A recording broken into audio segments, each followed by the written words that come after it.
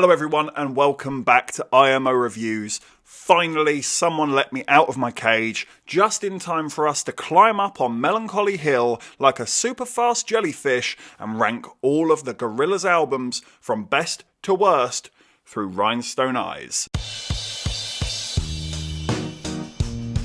The virtual band Gorillaz formed in 1998 and is made up of multi-instrumental artist Damon Albarn of Blur fame and illustrator Jamie Hewlett, together creating the fictional characters of 2D, Murdoch, Russell and Noodle to be the face of their ever-evolving, genre-hopping band with a long-winding story and lore to go along with it. So let's kick things off with what I personally believe to be the Gorillaz' worst album. What an aptly named title this is, because my god, it really is quite the fall. What is funny about this album is that when it came out, it was being lauded for being made on the road and being futuristic and all, being made with iPads and whatever technology was popular back in 2010. And then people heard it and suddenly the defense was, well, after all, it was made on the road on iPads and such. The fall just gives me nothing. It's such an empty and forgettable experience that frankly only worsens on a re-listen. It sounds like it was made on an iPhone. The whole album feels like the result of teenagers messing around on GarageBand. Damon Albarn feels far too self-indulgent. It's all about him and his misery, which doesn't make for a fun album at all. And it doesn't feel like Gorillaz. It just feels like 2D doing all of the work, and a lot of it is just similar or repeating the same miserable beats. It's quite the limited and self-indulgent oof to get through. I don't have a standout track from this album. There are aspects of Amarillo that I like, but it's so unadventurous and just doesn't go anywhere. I even like the start of Hillbilly Man, but god damn do I hate what it evolves into. Unfortunately, this album just rubs me up in all of the wrong ways. I would actually go as far as saying I dislike this album. If someone got me this album, I would assume that they want me to suffer. It feels aimless, it feels unpolished, everything just sounds like a bad ringtone. Seriously, scroll through your iPhone ringtone options that you'll never use, and that's what it's like to listen to The Fall. Chi-Town, Detroit, The Snake in Dallas, which is possibly the worst offender. It's just so drab, it's so poorly put together, which is so unlike the Gorillaz. The Speak It Mountains might just be the most pointless and aimless soundbite track of all time. The whole experience is so meh and disappointing, and the longer it goes on, it just becomes quite taxing. It's lyrically vapid from start to finish and really missing a heart and soul. It doesn't feel like it has a reason to exist or anything to say, frankly. And I, for one, am glad to be done with it. The Fall gets a 2 out of 10. In 7th, Humans is such a mixed bag as an album. It's so unrefined and wild without any control or purpose, which sounds like it could make for a fun time, but no. Instead, it just leads me to not really being able to figure out what the point is or what this album is actually going for. It seems to just be stuff. It's an incredibly take it or leave it album for me. I don't think it's good, but I don't hate it like I do The Fall. There are maybe at least 4 or 5 tracks here that I don't mind, and they can be quite the earworm that you'll find yourself humming along to later. Satin Bars probably being the biggest track from the album that you'll take away and stay with you. But I do also like Let Me Out, Carnival, The Apprentice, Ticker Tape. But even then, those songs that I just mentioned, I just like. I don't love them. I do think the production is still pretty strong here, and I do like some of the sound bites that they have throughout. I thought it added something to the album. New World was a fun little interlude to have. But as I mentioned, none of these songs are standouts. None of them are knockout bangers like a Feel Good Inc. or a Rhinestone Eyes. The best songs here are at best good, and equally there are tons of bad songs here, and I mean seriously, some of my least favourite Gorillaz tracks, full stop. I can't stand She's My Collar. Hallelujah Money is awful. Halfway to the Halfway House seems to be a song that is predominantly about Cherryade. Why? Moments sounds like something the Black Eyed Peas would do. Circle of Friends is a horrific closer for the album. It's laughably written and it plays out like a children's TV show song. And I don't really care for the features on this album. I think Gorillaz get it completely wrong regarding the features on Humans. And it's not that I dislike the artists in question, it's that I just don't think they're utilised well. So many of them just don't seem to fit the song that they're on, and you can't help but listen to another song and think, oh, you should have switched those. He should have been on that track, she should have been on that track. There are just times where it just doesn't click. It's also overly heavy on the hip-hop and reggaeton, and I don't think it does it that well. It's also far too long, it's far too aimless, and it doesn't do enough to leave a lasting impact. I, for one, was shocked to find out that this album came out in 2017, because it feels like it came out in 2012. 2017 is shocking. It must have felt outdated on arrival. It's lazy, it's unfocused, it's half-hearted, it lacks identity, and that Gorillaz personal touch. I am in absolutely no rush to check this one out again, and I'm not even that bothered about taking the songs that I did enjoy with me. Humans gets a 4 out of 10. In 6th... Now, I really do dig the opening to Cracker Island with its fun, bouncy, clubby sounds straight out the gates with top-tier production. There's plenty of tracks here that feel like they have the potential to be a catchy radio hit. I even think it's a pretty good-sized album. It far from outstays its welcome, and I can confirm that I had no real issue with revisiting it, despite it being far from my favourite piece of work from the band. I do think the features are much better here than they are on Humans, but still a little bit hit and miss at times. For example, Thundercat is really good on this album, but Stevie Nicks, who I was so excited to hear, sadly is very underutilised and, again, possibly on the wrong track. But then again, on the other hand, I did really enjoy the closer, Possession Island, with Beck, which is another great feature to add to the roster. I do think this album has a bit of a bumpy ride, somewhere in the middle, and it never quite regains its form. The Tired Influencer was a great track, and it is actually saying something quite profound and fitting of the cult themes that this album is trying to explore, but sadly that is about as deep as it gets. It's like they really didn't have that much to say about the subject in the first place, and so it just drifts off into anything. Which then begs the question why they decided to go down the cult theme in the first place. The album just loses focus, momentum, meaning, and it sells out to be a pretty run-of-the-mill, okay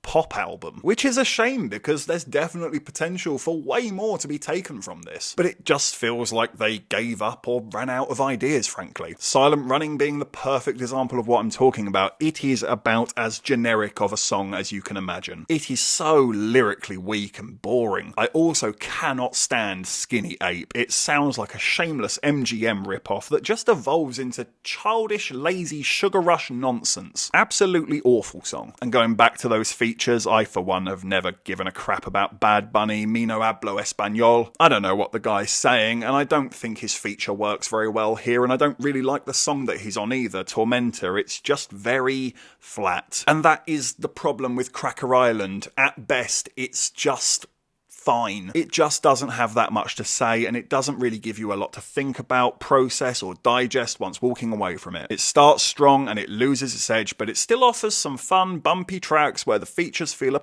bit more on track from previous attempts. With a good runtime and some catchy fun numbers on there, it's just far from reinventing the wheel or doing anything that mind-blowing or impressive compared to what we've already seen and heard from the band. It's fun, but it's shallow, and frankly quite forgettable over time, with a lacking narrative and a real failure in overall impact. Cracker Island gets a 6 out of 10. In 5th... I like the Now Now. It's got a great opener in Humility, which sets a wonderful, happy and upbeat vibe for the rest of the album to come. It definitely feels like a summertime album. And in that vibe and feeling, you can't help but be positive and upbeat about it through the listening process. The production remains at a very high standard. I think Snoop Dogg is far better utilised on this album than he has been on a previous one. But I still have a problem with those features because it's not enough. Believe it or not, there's only 2. on the whole album. And not only is that very unlike Gorillaz, but there's so few you actually forget who it is and where and when and why. They're very pointless features that don't really add that much to the song that they're on. There's no reason why these couldn't have just been Gorillaz tracks. They're not varied enough to invite others onto them. And unfortunately that is the problem with the Now Now. It does slightly run the risk of becoming yet another self-indulgent Damon Albarn misery piece. But somehow I feel the album manages to toe the line quite well. It is a slightly more emotional and even introspective album at times. Idaho is a nice track, Kansas is wonderful, possibly my favourite off the album. Magic City is nice, but then equally I'm not crazy about Fireflies or Lake Zurich. I don't mind. I mind a lot at how annoying that is. But there's nothing on here that I find to be utterly hateful or even that skippable, to be honest. It's just that nothing really leaps out and grabs me either. It's a very safe album. The Now Now just refuses to take the seatbelt off, and it really restrains the overall experience. After a while, it just becomes repetitive. We get it, Damon, you're too sad to be happy. It also feels like an incredibly short album. It always seems to surprise me when it finishes because it always feels like we have 3 more tracks to go. But nope, it's done and it's gone, and it doesn't say anything that deep or profound in that time to stay with you because it is too safe. It doesn't really go anywhere and it's way too short to leave that impact on you. But I do enjoy the emotional waves that it tries to go through. I think the production is still top notch, and I even have a handful of tracks here that I'm glad to take away from the album and listen to again. But that really is it, which is crazy considering it's clearly trying to do so much more. Maybe with some trust and some adventurism,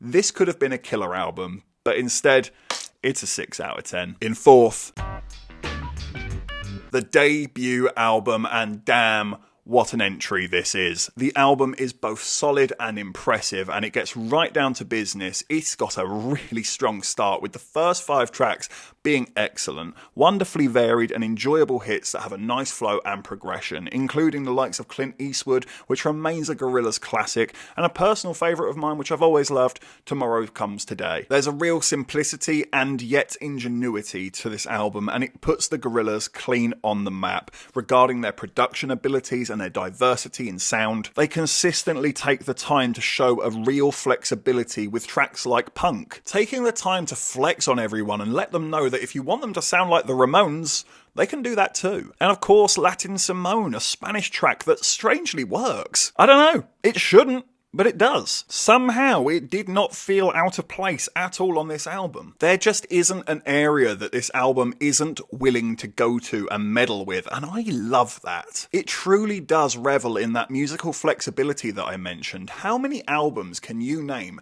that go from acoustic pop to blistered punk rock to melancholic harmonicas, to electric dance music, and then even chuck in Spanish ballads? We're not even mentioning the excellent hip-hop influences that blend incredibly well with other aspects of the album. It's nothing short of fantastic. But I do have just a handful of issues with this album, none of which are unforgivable, but noticeable nonetheless. It may be a brave and a bold explorative album, but there are a few tracks that just plain and simply don't work for me. Man Research is one that I actually feel quite sorry for because it's an okay track, but the pop culture zeitgeist has just ruined it over time because now all I hear is South Park's "Yeah, yeah, yeah, I am Lord." Double bass just sounds like elevator music. I really dislike that track. It's so annoying, it's so dull, it's so pointless, and it gets a big fat press of the skip button almost every single time it comes on. And if I haven't skipped it, it's probably because I'm just too lazy to reach for the button. Gravity's a bit of a middle of the road song for me. I really like the beat and I like the idea and its production and its intentions, but it just feels unfinished. It doesn't really go anywhere and it feels quite safe, which is weird when you consider the themes and the ideas of the song. It definitely could have been way more out there than it is, and I do have the exact same issue with Starshine as well. I for one think that Slow Country should be the closer to this album as a wondrous and upbeat way to bring it all to an end, and I really do love that song. But unfortunately, for some reason I decide to stick around for one more track, and again I can't stand it.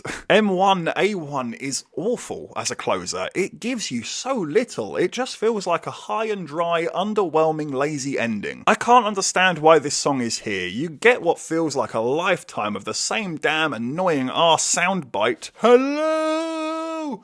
Is anybody there? Yes, Damon, we are, and we have been listening for the last 40 minutes. Get on with it. Only for it to drop into the most generic Blur song imaginable, with a lazy, slurred, and unmemorable hook and chorus. And I will give it some credit. I do think that despite not really having a narrative, the album does definitely explore several themes and feelings. Albarn's lyrics are strong and poignant at times, with a real memorability to them, all while still achieving some great hits, funky rhythms that will get your head bopping. It makes the album feel quite personal, especially with those rough edges and simplistic production qualities. It somehow really adds up to become something when it's all together. And what's crazy about it is that it still genuinely holds weight to this day. The debut album gets a very high 7 out of 10. In third,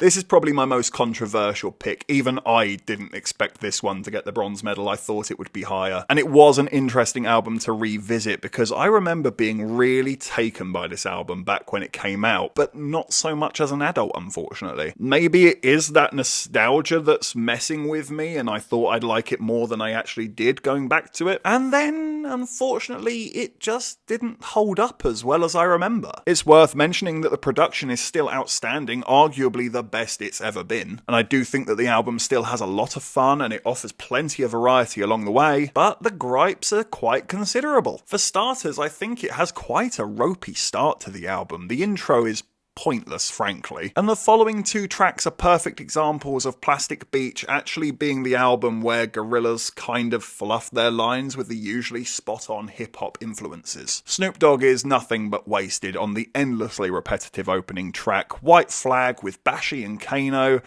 I hate that track, I hate Bashy, I think he is awful, and Kano isn't anywhere near good enough or varied enough to save it, especially on that pretty naff beat. Yeah, it's not a great start to Plastic Beach in my humble opinion. It takes Rhinestone Eyes to really punch this thing into life and get going. But my god, does that song punch this album into life. What a track. And I must admit, from that point on, my fears are quite alleviated, because I feel like we go on a pretty solid run of tracks from there, with the likes of Glitter Freeze, which might just be my personal favourite from this album. You also get Empire Rants and Some Kind of Nature. A lot of people love Superfast Jellyfish. I'm not crazy about it, sorry. I personally just feel like I'm listening to the Wiggles do hip-hop. But each to their own. And then unfortunately we start to lose steam again as we fall on another real lame duck of a track with Broken. Followed by Sweepstakes, which I actually dislike more than Broken. But then we go back on track with the last 4 tracks really working for me. I even think Pirate Jet is a great closer to the album. I really like To Binge, I think that's a great track from this album. And I will give it this too, I do think this is the best album narratively speaking. I don't feel the need to look into the lore or dig that deeper. I think it's all right there in its title and its lyricism. And it's a good message to spread too. It adds an agelessness to this album, even if some of the songs don't. So yeah, I may have pretty strong complaints, but I can't deny that when it's good, it's friggin' incredible. It's home to several of my favourite Gorillaz tracks, it's home to several of their best ever tracks. Rhinestone Eyes and Melancholy Hill are timeless bangers. Plastic Beach gets a low 8 out of 10. In second, oh, I love Song Machine Volume 1. This is my personal favourite Gorillaz album. But I can be objective and realise it might be my favourite, but it isn't their best. I love the features on this album. They really friggin' nail it here. Kicking things off with Robert Smith of The Cure. Anyone who knows me well knows I love The Cure, giving you a great opening where you can really appreciate the production straight out the gates. It's so deliberate and experimental with its moving sounds, its fades, its echoes. It's just a very creative, fun and well-made album that's hugely enjoyable in its random jukebox styling. Elton John and Six Lack are the strangest pairing you can imagine, and yet somehow it comes together and really works. Peter Hook comes on to deliver a killer New Order-esque track in Aries, a real highlight of this album that will work its way into your ear very easily. Slow Tie makes for an excellent collaboration, as does Skepta on another very catchy track. Gorillaz are finally nailing those hip-hop perspectives once again, and it's much more varied and far more complete, all whilst managing to maintain that catchy dance vibe throughout. It just feels so much more like Gorillaz. It feels fun. It feels like they're genuinely trying, unlike albums such as Humans or The Now Now. It feels like they want to be there and they want to make great songs that last, and it really comes through. But I do have a handful of issues with the album. I don't think every track works, and not every feature works either. Kano. Clearly didn't learn from White Flag, did we? I'm sorry, but again, I just don't really rate this guy as an artist. He's incredibly one-note. His production is usually pretty bad unless he's on a collaboration with someone else. He's lyrically weak and sometimes laughable, with a line here about a puddle of tears turning into a river. He probably thought that was really deep, but no. With Love to My Ex might just take the cake for worst Gorillaz song ever. I can't say I've listened to Moonchild Sinelli before, but if this is her work, yeah, no, I'm good. I'm really good. Wow, yet another hip-hop chick moaning about guys in her DMs. So boring. How many female rap songs are just about guys in their bloody DMs? Like, I'm not being funny, but it's what men do. I'm not kidding. I know a guy who genuinely slid into Ellie Goulding's DMs, and I kind of respect that. You can't win the raffle if you don't buy a ticket. Stop acting like you're the only person that it's happening to and that it's a total and utter chore for you to be pretty. And yes, as much as I've praised this album for being an experimental jukebox selection of hits, I can't help but sometimes feel like Gorillaz themselves get a bit buried underneath all of it. I would have really appreciated at least just one song here that was just Gorillaz. Something that's very in keeping of what they do, you know, an El Manana or a Tomorrow Comes Today type of track, just to break it all up a little bit and remind you of who's behind all of this. They're almost a little bit too selfless with this album, because without it, it can feel like a bit of a shotgun approach, just blast everything and hope for the best. But I can't lie, I really enjoy this album. I can throw it on pretty much any time and find myself bopping and humming along to it. It's great stuff. Just give us Volume 2 already. Song Machine Volume 1 gets an 8 out of 10. And taking the gold, of course. Straight out the gates, production takes a breathtaking leap forward here. Not that it was bad on the debut, it's just simplistic and achievable at times. But on Demon Days, oh my god, it is immediately noticeable, the step up that they've taken. There's genuine growth in every aspect, whether it be the layering of the audio and the intensity or subtlety of each instrument, the harmonies, the fades, songs feel more fleshed out and expanded upon. You can tell that they didn't just really care about this album, but they also had a lot of fun putting it together too. And that fun really does reach out and infect you, the listener. I think this is damn near hit for hit, and it goes on a crazy run of great tracks. Not just Dirty Harry and Feel Good Inc., two of their biggest ever, but Kids with Guns is amazing. El Manana is wonderfully mellow. Every Planet We Reach is Dead is everything I wanted Gravity from the debut to be. And then you get the likes of November Has Come with a crazy feature from MF frigging Doom. And then you get Dare with goddamn Shawn Ryder. There are some insanely unique features that work so damn well on their respective tracks, and it all just fits so seamlessly. There's a really tight energy here. But I would be lying if I said I liked every single track. There are 3 that I'm not crazy about. Those 3 being White Light, it's got a fun beat, but it's annoyingly repetitive. Don't Get Lost in Heaven is a bit of a generic yawn of a track in my opinion. And the last one is Fire Coming Out of the Monkey's Head, which I actually appreciate the idea of and the creativity and its uniqueness. Dennis Hopper again being a very unlikely yet cool feature to have, but it just doesn't really work as a head-bopping jam. I can't see that one filling the dance floor at your aunt's wedding. It just feels a bit out of kilter with everything else going on. I think the closer is wonderful. I love its angelic themes, and again, I really like the ideas and feelings of the album without truly fully understanding a narrative of it. It's a very good album that still kicks ass to this day and can even get the most miserable, stiff-limbed introvert to bust a move on the dance floor. Demon Days gets a 10 out of 10. So there you have it, all 8 albums from the Gorillaz ranked worst to best. Thank you for watching this review. Please be sure to hit that like button and hit the subscribe button if you haven't already, and please do hit the comment section as well. What did you think of my ranking? Do you agree? Do you disagree? Which is your favourite album? Which is your least favourite album? Let me know in that comment section below. And of course, if you haven't had enough of this crazy ginger, well, you can always click on these suggested videos right here and get yourself lost in an IMO wormhole. But if not, take care, and I look forward to seeing you on the next review.